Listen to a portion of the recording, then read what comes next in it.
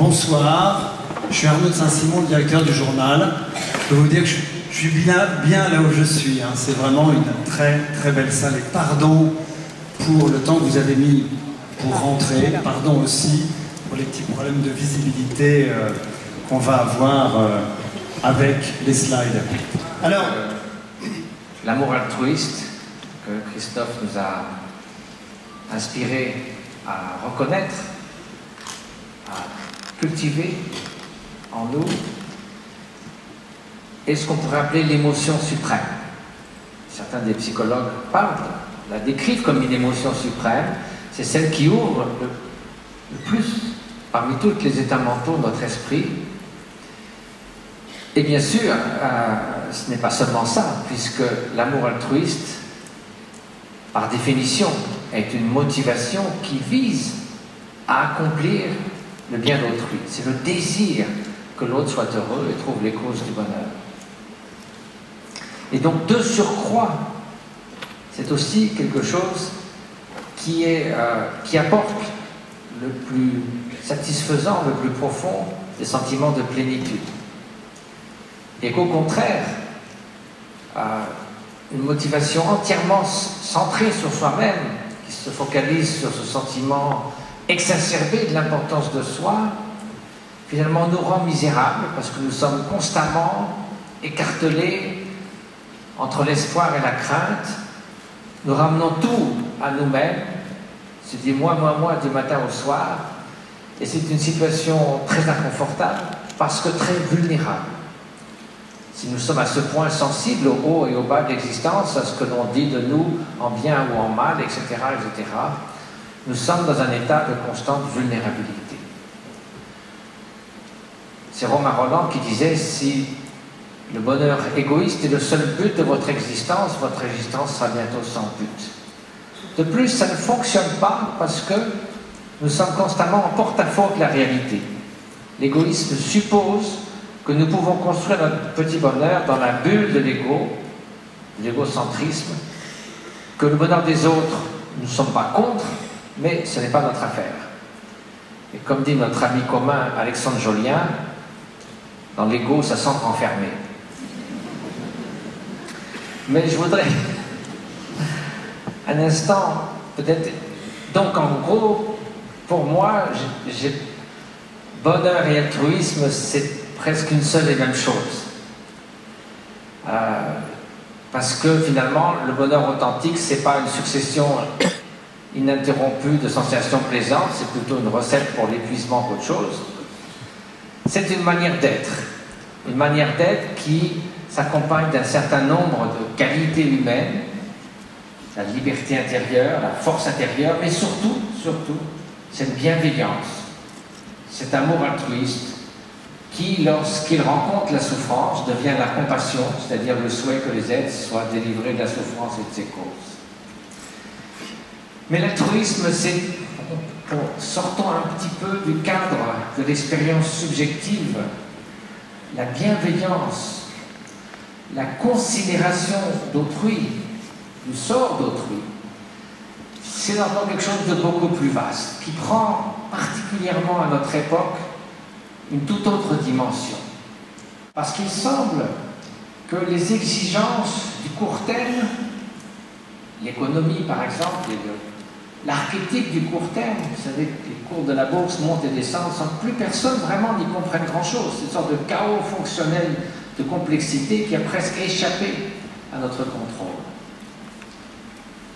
Il y a aussi le moyen terme, celui de la satisfaction de vie, la satisfaction de chaque instant qui passe, mais aussi le regard que nous portons sur les 10 années que nous avons vécues, sur les 10 années que nous envisageons, quel va être notre degré de satisfaction, de plénitude, de joie de vivre. Et puis il y a un défi tout nouveau que jusqu'alors l'humanité n'avait jamais rencontré dans son histoire. C'est dû au fait que pour la première fois dans notre histoire, l'humanité a un impact majeur sur l'avenir de notre planète. Et par planète, ce n'est pas seulement la Terre ronde, mais l'humanité, la biosphère.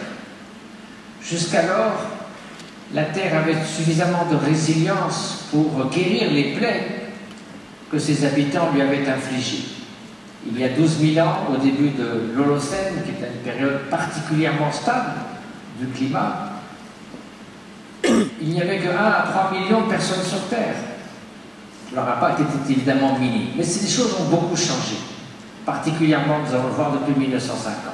Il y a une grande accélération et nous sommes entrés dans l'Anthropocène, l'ère au cours de laquelle l'homme influence de manière majeure et prédominante l'état de la planète.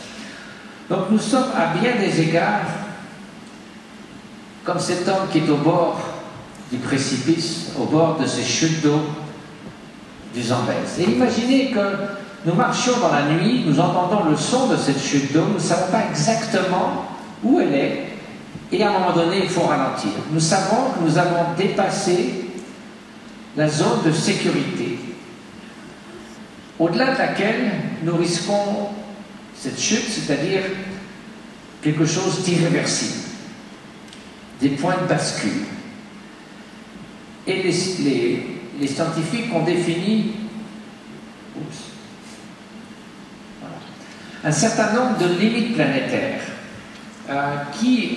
donc, vous voyez, oh là là, c'est pas ça que je voulais faire, pardon. Cette ligne ici, c'est un peu comme le bord du précipice dans les chutes du Zambèze. En deçà, l'humanité peut continuer à prospérer pendant 50, 60 000 ans. Au-delà, on ne sait pas ce qui va se passer. Peut-être y aura-t-il des points de non-retour. Et il y a un certain nombre de facteurs, comme les changements climatiques, la diminution de la couche d'ozone, vous pouvez voir l'exploitation des sols, etc., etc. En 1900, nous étions largement dans cette zone de sécurité. En 1950, vous voyez déjà que les menaces commencent à poindre. La surexploitation des sols, les changements climatiques, le flux d'azote qui crée des zones mortes dans les océans, c'est les nitrates qui viennent, des pesticides, des engrais. Mais bon, c'était encore dans le domaine de ce qui relève de ce que nous pouvons contrôler. Alors je suis désolé pour ceux qui sont dans les coins, j'espère que vous pouvez voir par derrière. Mais imaginez quelques moments, l'image suivante, 2010. Retenez votre souffle, ou plutôt respirez calmement, comme dirait Christophe, parce que voilà, nous avons largement dépassé la zone de sécurité pour un certain nombre de facteurs. Pour vous donner un exemple sur l'appauvrissement de la biodiversité, d'ici 2050, nous aurons perdu 30% de toutes les espèces sur Terre au rythme où vont les choses aujourd'hui. Et ce n'est pas en gardant les ADN de ces milliers d'espèces dans des frigidaires que nous pourrons changer grand-chose. Il ne s'agit pas seulement de tigres de Sibérie et de quelques unicornes, rhinocéros unicornes, c'est l'ensemble des insectes, des batraciens, des poissons. 90% des poissons aujourd'hui ont disparu des mers. Il y a donc véritablement une urgence. Évidemment, la question de l'environnement est complexe, mais si on y songe, c'est bien une question d'altruisme et d'égoïsme. Les générations à venir diront « vous saviez et vous n'avez rien fait ». Et quelle est notre attitude? Je suis personnellement marxiste de la tendance Groucho. Il a dit « pourquoi me préoccuperais-je des générations à venir? Qu'est-ce qu'elles ont fait pour moi ?» Et oui, et pourtant, Stephen Forbes, le milliardaire américain, a dit exactement la même chose, mais sérieusement, alors qu'on lui parlait de la montée du niveau des océans, qui ne cesse 20 cm déjà depuis le début du siècle. Il disait « je trouve absurde de changer nos comportements aujourd'hui pour quelque chose qui se passera dans 100 ans. » Et l'absurdité, comme vous le voyez, n'est pas où on le pense. Donc il y a ce problème. Il y a le troisième pôle, les 2000 glaciers de l'Himalaya qui fondent, ceux de Suisse entre 1975 et 2004. Il y a cette grande accélération, je vous passe les détails, mais il y a des dizaines de données comme ça qui montrent que de façon exponentielle, les changements se sont accélérés à partir de 1950. L'utilisation d'eau douce, le CO2, la perte des forêts tropicales et des terres boisées, les forêts équatoriales pourraient disparaître d'ici 2050 au rythme actuel. L'exploitation des pêches, j'en ai parlé quelque peu, la perte de la biodiversité. Et dès aujourd'hui, si vous calculez la surface des pays sur cette espèce de planisphère quelque peu déformée, indexée à leur production de CO2, vous voyez que les États-Unis se gonflent comme des ballons de baudruche, comme l'Europe, et que l'Afrique disparaît pratiquement de la carte. Si vous voyez, par contre, le nombre de morts aujourd'hui, dues aux variations climatiques et aux extrêmes, par exemple, il y a 15 maladies qui sont sensibles aux variations de température, comme le paludisme. Et vous voyez que, alors, maintenant, l'Afrique se gonfle comme une ballon de baudruche, et les États-Unis et l'Europe occidentale disparaissent quasiment. Nous sommes la cause de ces difficultés, mais ce sont les pays qui n'ont rien fait pour ce réchauffement climatique, quasiment, qui en sont les victimes. Donc il y a là une grande injustice sociale dans cet ensemble. En effet, un Américain produit 200 fois plus de CO2 qu'un Tanzanien, un Qatari 2500 fois plus qu'un Afghan. Il y a aussi ce problème du méthane qui vient de l'élevage industriel, qui est la deuxième cause de réchauffement global, 18%, après les bâtiments et avant les transports. C'est aussi une question de pauvreté, puisqu'il faut 10 kg de protéines végétales qui pourraient nourrir des pays pauvres pour faire 1 kg de protéines animales qui nourrit les pays riches. 775 millions de tonnes de maïs et de soja servent à alimenter l'élevage industriel pour faire de la viande qui pourrait nourrir 1,5 milliard de personnes. Les États-Unis consomment 120 kg de viande par an et par habitant, contre 4 seulement en Inde. Et bien sûr, les premiers intéressés, 150 milliards d'animaux terrestres tués pour notre consommation, ce sont des machines à faire des saucisses, 1,5 trillion d'animaux aquatiques. Il y a donc un triple problème de l'environnement, de la pauvreté et bien sûr des animaux eux-mêmes. Alors, l'homme est-il un loup pour l'homme, comme disait Claude? Sommes-nous à ce point fondamentalement égoïstes? Pas tout le monde quand même. Est-ce que, comme le disait le philosophe Georges Santayana, les impulsions généreuses constituent d'aimables interludes où ne sont que de plaisantes auto-illusions hypocrites? Mais creusez, disait-il, un peu sur la surface et vous trouvez un homme profondément, férocement, obstinément et profondément égoïste. À tout le monde. Ou alors, je ne me casse pas beaucoup la tête, écrivait Freud, au sujet du bien et du mal. Mais en moyenne, je n'ai découvert que fort peu de bien chez les hommes. D'après ce que j'en sais, ils ne sont pour la plupart que de la racaille.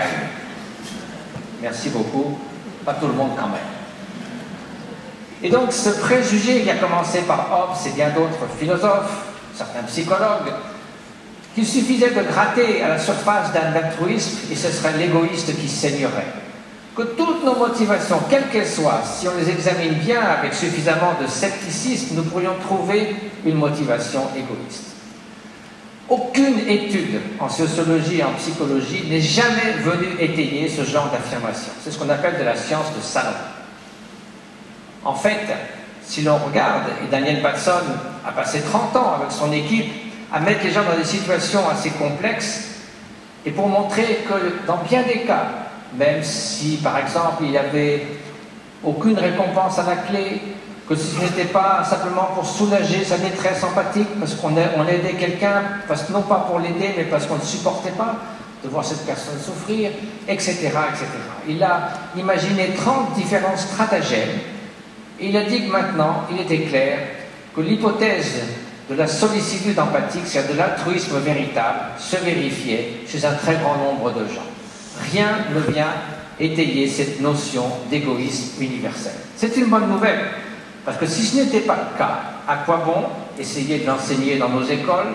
À quoi bon rêver d'une économie plus altruiste? À quoi bon s'imaginer qu'on pourrait sortir de l'homo economicus qui ne vive qu'à maximiser ses propres intérêts et préférences pour aller vers l'homo altericus qui tient compte par exemple des biens communs, la qualité de l'air, des océans, etc. Et pourtant, cette empathie, cette bienveillance, elle est présente. Regardez cet homme qui a perdu ses 2 jambes à l'âge de 5 ans et qui aujourd'hui s'occupe de ses 2 parents grabataires. La coopération, les évolutionnistes vous diront que, contrairement à ce que disent par exemple le darwinisme social, que la coopération a été beaucoup plus créatrice de complexité, notamment au sein de l'évolution de la compétition. Darwin parlait beaucoup plus de coopération. La lutte pour la vie, c'est une expression d'Herbert Spencer, qu'on appelait pas pour rien le bulldog de Darwin. Il n'y a pas que les animaux, il n'y a pas que les êtres humains d'ailleurs qui coopèrent. Ça, c'est la lutte pour la vie, bien sûr, malgré tout. C'est toujours facile. Cette coopération, c'est elle qui peut nous permettre de passer à un niveau supérieur de coopération pour faire face à ces défis. Et si vous y pensez, qui pour lui ont de l'importance, pas ce qui se passera dans 100 ans, et l'on voit qu'il faut envisager que ce concept d'avoir davantage de considération pour autrui, c'est le seul et unique qui permet de relier ces trois échelles de temps de manière cohérente afin d'établir des modèles. Même des économistes y viennent. Je vais citer Denis Snower, c'est quelqu'un qui dit « La voie de la raison, tant prisée par les économistes, ne peut pas gérer le problème des biens communs. Maximiser l'intérêt personnel ne peut pas nous intéresser à la qualité de l'air, au sort des animaux, à la qualité des océans, à la démocratie. Il faut la voie du care, la voie de la sollicitude, la voie de la considération pour autrui. » C'est ce que dit aussi Kofi Annan, la seule voie qui offre quelque espoir d'un avenir meilleur pour toute l'humanité est celle de la coopération et du partenariat. Je crois que j'ai fauché cette image à Christophe, mais d'habitude nous ne sommes pas tous les deux dans la même soirée. C'est pas seulement les êtres humains. Voilà 2 centenaires japonaises dans un village où il y a le plus grand nombre de centenaires au monde, et l'une des caractéristiques de ce village est que tous restent ensemble de la naissance à la mort, tous partagent les joies et les peines de l'existence, personne n'est laissé seul pour compte. Le soutien social augmente la santé mentale, la longévité, le système immunitaire, diminue les maladies cardiaques, les addictions à démence sénile. Alors, est-ce que l'altruisme véritable existe?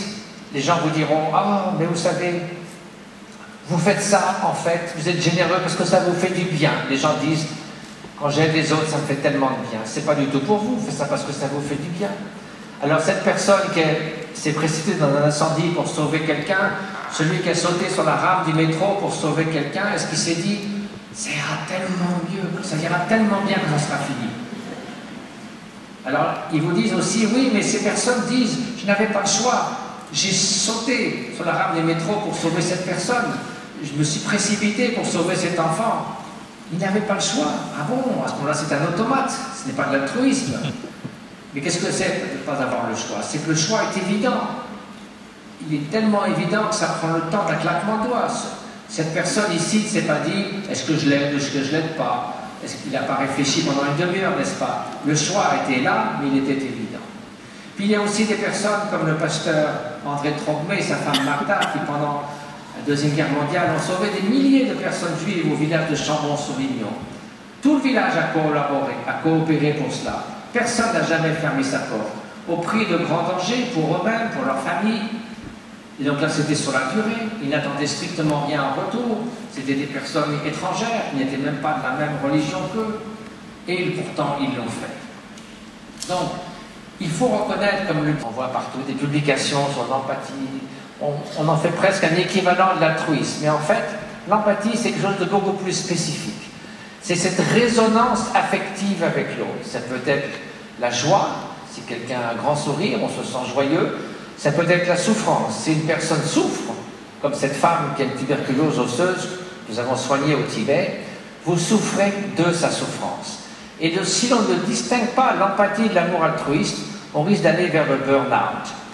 Les études que nous avons faites en collaborant avec Tanya Singer ont montré, moi j'ai passé 22 heures dans un IRM pour essayer de distinguer justement cela avec d'autres méditants, si vous faites uniquement de l'empathie pendant 1 heure, vous êtes assuré en pensant uniquement à la souffrance des autres. J'imaginais des enfants roumains dans un orphelinat que j'avais vu à la télévision sur la BBC la veille au soir. Ça devient insupportable. L'empathie livrée à elle-même, c'est comme une pompe à eau, une pompe électrique sans eau qui brûle. Par contre, au moment où j'ai pu passer, Nassika m'avait dit, pour le moment, uniquement de l'empathie. Laisse tomber ton amour altruiste. Et au bout d'1 heure et demie dans l'IRM, elle m'a dit, est-ce que tu veux poursuivre ce matin ou passer à la compassion cet après-midi? J'ai dit, s'il te plaît, laisse-moi méditer sur l'amour altruiste maintenant, parce que c'est devenu presque insupportable. Et lorsqu'on passe à l'amour altruiste, c'est comme un complet bouleversement. C'est comme si vous ouvriez un barrage et des flots d'amour vont vers les personnes qui souffrent, comme si chaque atome de souffrance était empreint d'un atome d'amour. Et dans le cerveau, je peux vous dire que c'est comme si vous éteigniez toutes les lumières qui sont allumées et allumez toutes celles qui sont éteintes. Les aires liées à la détresse, à la peur, il y a l'amygdale par exemple, sont désactivées, celles qui sont liées au sentiment d'affiliation, d'amour maternel, des émotions positives, sentiments de gratification sont activés. Et donc maintenant, Tania Singer mène un programme d'1 an financé par la Commission européenne avec 400 sujets pour essayer de bien, des volontaires complètement novices, pour montrer les différences. Et cela peut être une immense contribution à la société dans le domaine médical de montrer effectivement que de s'entraîner à l'amour altruiste est le remède au burn-out. Il n'y a pas de fatigue de la compassion, il y a une fatigue de l'empathie. Sur le plan personnel, nous pouvons développer cet altruisme et cette compassion. C'est ce qu'a montré les grands méditants, comme ces maîtres spirituels, comme Guru Rinpoche et Khyentse Rinpoche, mais c'est ce qu'aussi a révélé les études en neurosciences faites avec des méditants qui avaient fait entre 50 et 10 000, entre 10 000 et 50 000 heures de méditation. Ces méditants, on a trouvé des différences considérables sur le plan fonctionnel et sur le plan structurel dans leur cerveau. Là, c'est la première fois avec Richard Davidson en 2000 que je me livrais à ce genre d'expérience. 2h30 dans un IRM, où tout le monde est soulagé que le méditant ait survécu. Pour vous donner juste un très bref aperçu de ces nombreuses recherches qui maintenant ont donné à beaucoup de publications. Voici par exemple en imagerie cérébrale le cerveau d'un méditant au repos et lorsqu'il s'engage ici sur la méditation sur la compassion. Vous voyez que de nombreuses aires, celles que j'ai mentionnées, sont activées. Chez des fusées novices qui ont fait simplement une demi-heure pendant une semaine, au repos il ne se passe rien, en méditation il ne se passe rien non plus. C'est normal, ils ne sont pas entraînés. Mais rassurez-vous, il n'est pas nécessaire de faire 50 000 heures dans un ermitage dans l'Himalaya. Ces scientifiques, mes amis, ont montré maintenant que 20 minutes par jour, pendant 4 semaines, voire 2 semaines déjà, et on peut noter un changement structurel dans le cerveau. Par exemple ici, l'amygdale qui a à voir avec la peur, l'anxiété, l'agressivité aussi, est diminuée, tandis que cette zone, l'hippocampe, qui est l'aire dans le cerveau qui assimile la nouveauté, va augmenter en densité par rapport à un groupe témoin. Donc l'apprentissage, au bout de 2 semaines déjà, se voit clairement dans le cerveau. Vous devenez différent, et c'est la même chose que si vous apprenez à jongler, puisque nous sommes dans un cirque, ou bien à jouer aux échecs ou à jouer d'un instrument de musique, votre cerveau change, mais ici il s'agit de qualités fondamentales de l'être humain, l'amour altruiste et la compassion. Maintenant, il y a des effets sur des enfants de 4 à 5 ans, dans une école maternelle à Madison au Wisconsin. 8 semaines, 20 minutes 3 fois par semaine. D'abord, sur la pleine conscience, on leur apprend à respirer en observant leur respiration, avec un petit caillou ou un ours en peluche sur la poitrine, et ils regardent le va-et-vient du souffle. Et puis, les autres semaines sont consacrées à la gratitude, à la coopération, à planter les graines de l'amitié, à prendre conscience de leurs propres émotions et celles d'autrui. Et au bout de 8 semaines, on s'aperçoit que les parents et les éducateurs notent chez les enfants qui ont participé à ce programme une nette augmentation du comportement prosociaux, moins de conflits, plus d'entraide, etc. Puis vient finalement le test ultime, qui est le test des autocollants. Donc on détermine avant l'intervention quelle est dans la classe, pour chaque enfant, sa meilleure amie, sa moins bonne amie, et on met aussi une enveloppe avec la photo d'un enfant inconnu et celle d'un enfant malade. Et puis on leur dit, avant l'intervention, vous avez 50 autocollants, donnez-les, mettez-les dans l'enveloppe que vous souhaitez. Comme vous vous en doutez, avant l'intervention, ils donnent quasiment tout à leur meilleur ami. Alors, les scientifiques s'attendaient à un peu de changement, mais pas à ce point-là. Au bout de 8 semaines, il n'y a plus de distinction entre le meilleur ami et le moins bon ami.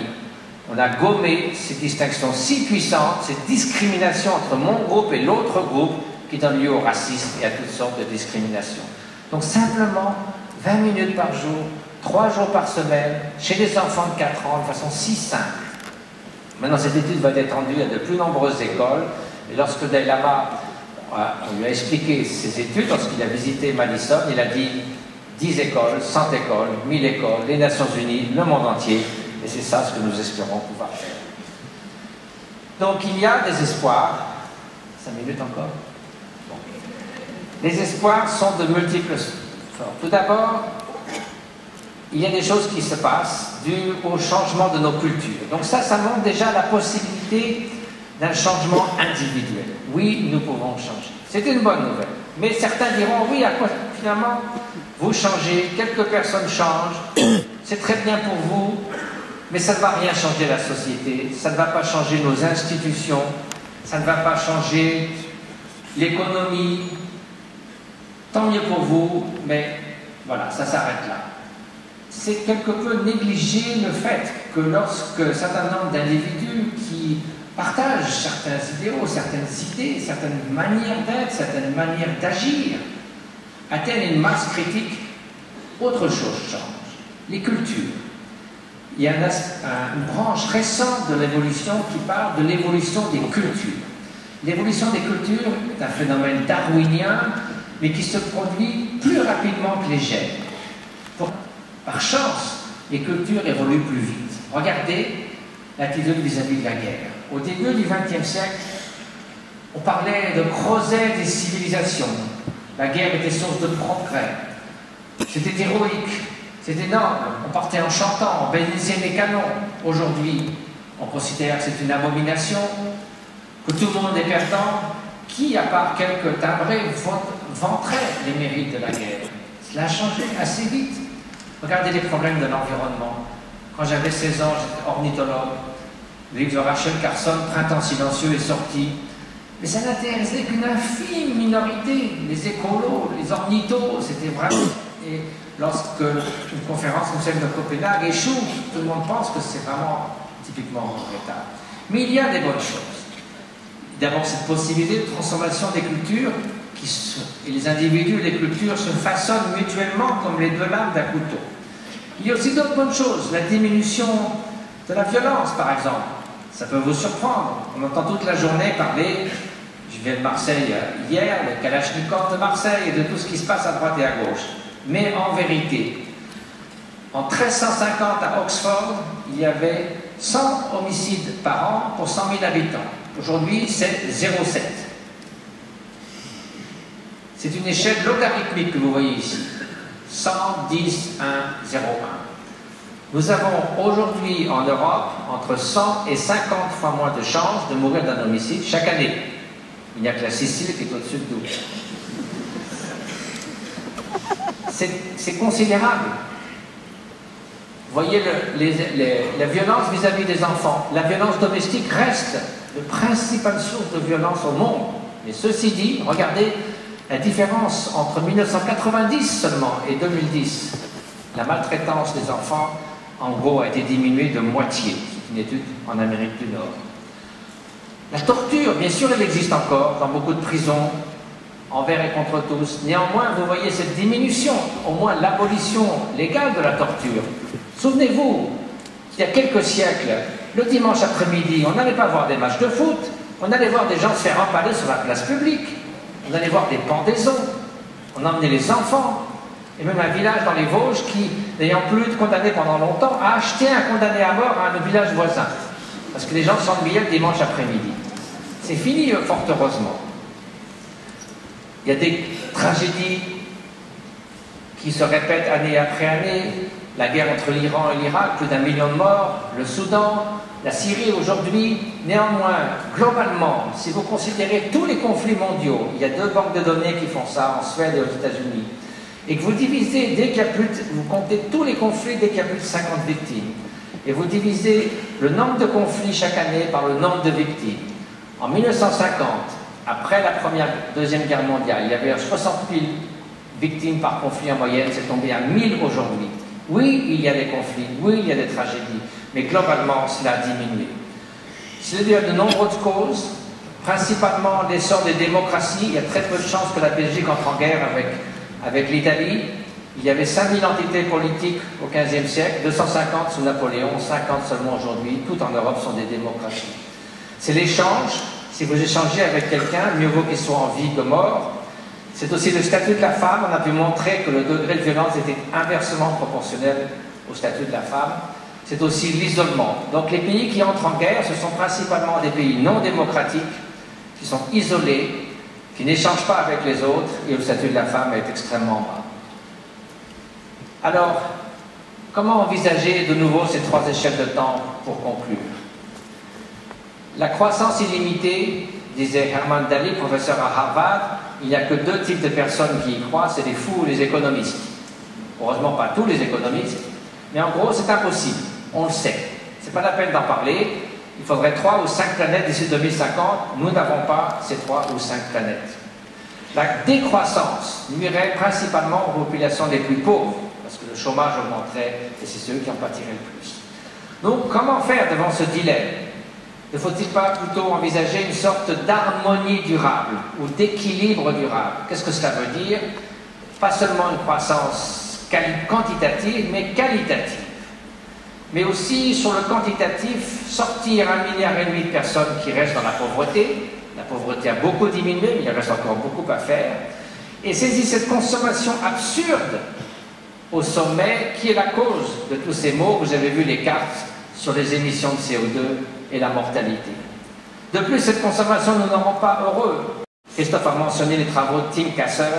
Les gens qui sont le plus portés à la consommation, ils sont moins heureux, ils recherchent des plaisirs hédoniques, ils ont moins d'amis, ils sont en moins bonne santé, sont plus obsédés par la mort, moins d'empathie et moins préoccupés par les problèmes globaux. Ce n'est pas tellement ce qu'on souhaite, n'est-ce pas?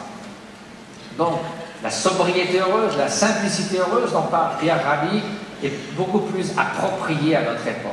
Il faut viser une croissance qualitative et ramener les extrêmes à un point d'harmonie et d'équilibre. Alors, c'est ce qu'ont essayé un certain nombre de pays, parfois surprenants, le Costa Rica, la Tasmanie, le Bhoutan, le Ghana, chacun à leur manière ont envisagé une sorte de triple index de la richesse économique, de la richesse sociale et de la richesse environnementale. Pour vous donner l'exemple du Bhoutan, que je connais mieux parce que j'y ai habité de nombreuses années, commence pour la richesse économique, tout le monde a à peu près une idée de ce que c'est le PIB en gros, mais qu'est-ce que peut être la richesse sociale? Imaginez que l'on fume, c'est très bon, ça fait marcher le PIB, on vend du tabac. Ensuite, on envoie les gens qui ont des cancers des poumons dans les hôpitaux, c'est très bon pour le PIB. Ensuite, il y a les pompes funèbres qui entrent en scène, ça fait monter le PIB. Donc tout est très bien pour le PIB. Bien le Bhoutan compte cela comme un déficit social, non pas comme une augmentation du PIB, et ils mettent ça dans leurs comptes nationaux à la fin de l'année. Qu'est-ce que peut être une richesse environnementale? Le Bhoutan a 65% de couverture naturelle, principalement des forêts. Le Premier ministre m'a dit une fois, si nous coupions toutes nos forêts, le PIB monterait au plafond, bien sûr. Simplement, au bout de 10 ans, le pays serait dévasté. Donc, ils comptent chaque année dans leur compte le prix, la valeur des forêts sur pied, qui représente 10 fois le PIB. Donc, vous voyez, en équilibrant ainsi ces trois index, on peut arriver à une harmonie durable. À savoir, les pays n'aiment pas l'échec, on n'aime pas les choses qui décroissent, mais si la qualité de vie et la qualité environnementale va croissant, même si le PIB ne va plus aussi bien, pourquoi pas? Car une nation qui serait la plus riche et la plus puissante, et tout le monde est malheureux, ça ne sert pas à grand-chose. Donc vous voyez que tous ces concepts prennent du sens si l'on envisage la considération d'autrui. Ce n'est pas une sorte de noble utopie, ce n'est pas un idéal naïf, ce n'est pas l'expression de bons sentiments, c'est une nécessité à notre époque. Il faut oser le dire, oser l'enseigner dans les écoles, favoriser davantage l'enseignement coopératif que compétitif, favoriser une économie positive. Il y a tant à faire et c'est possible. En ce qui concerne la compassion en action, puisque une partie de notre soirée est dédiée à ces projets, nous avons essayé depuis 12 ans de réaliser 130 projets humanitaires dans l'Himalaya, en Inde, au Tibet et au Népal, donc des cliniques. Nous traitons 100 000 patients dans ces cliniques. Des écoles en bambou ici pour 2000, vous avez 2000 enfants ensuite en 3 mois pour à peu près 100 000 €. C'est un bon rendement. Des cliniques au Tibet, dans des endroits extrêmement loin de tout chez les nomades, des ponts. Vous voyez, c'est notre voiture ici, il y a besoin visiblement d'un pont, il y a une route, ici il y a une rivière et là, mais on ne sait pas trop où ça commence, où ça finit, donc nous avons construit 18 ponts suspendus, des endroits pour les personnes âgées, des écoles. Nous intervenons dans les zones sinistrées comme lors de ce tremblement de terre, en apportant des vivres. Nous allons construire une école antisismique à 4000 mètres d'altitude. Mais ce soir, tout particulièrement, nous avons pensé avec Christophe, dédié à les bénéfices de cette soirée qui nous sont accordés, à une association qui s'occupe principalement de la cause des animaux. L214, qui est basée à Lyon. Et pourquoi? Parce qu'ils sont un peu dans la difficulté. Ils ont filmé en caméra invisible des abattoirs qui, contrairement aux lois européennes, il s'avérait que 30% des animaux étaient encore conscients au moment où on commençait à les couper en morceaux. Et L124, donc l'abattoir s'en est très bien sorti, mais L124 a été poursuivi et condamné en justice pour intrusion dans des locaux privés. Donc nous avons pensé que c'était une injustice qui devait mériter d'être signalée et remédiée. Et donc ce n'est pas à Karuna qui rend notre part ce soir, mais à cette association qui mérite d'être soutenue. Voilà donc, c'est notre petite Karuna Girl que j'ai photographiée en 2005 au Tibet. J'ai voulu la retrouver cette année, un peu comme cette fameuse photo de Steve McCurry avec la petite fille Argan. Alors j'ai dit, est-ce que vous pourrez la retrouver? Il me dit, oui, oui, on va vous la faire venir. Elle a marché 1 jour et demi d'un endroit de nomade, et la voici. Elle s'appelle Belle Océan de Turquoise. Et donc c'était un peu le symbole de nos efforts dans l'Himalaya. Et vous avez ici le site de notre association. Donc voilà, en très bref, malheureusement, c'est difficile de résumer 5 ans de travail passionné, 1600 références scientifiques dans le temps qui nous est imparti, mais c'est une occasion d'entrer en contrepoint de fraternité avec mon ami Christophe et avec vous tous, Arnaud et autres présents ici, pour au moins vous faire inspirer quelques éléments de réflexion et vous montrer en tout cas que l'altruisme n'est pas seulement une utopie, mais quelque chose d'extrêmement pragmatique et qu'il faut oser le dire. Merci.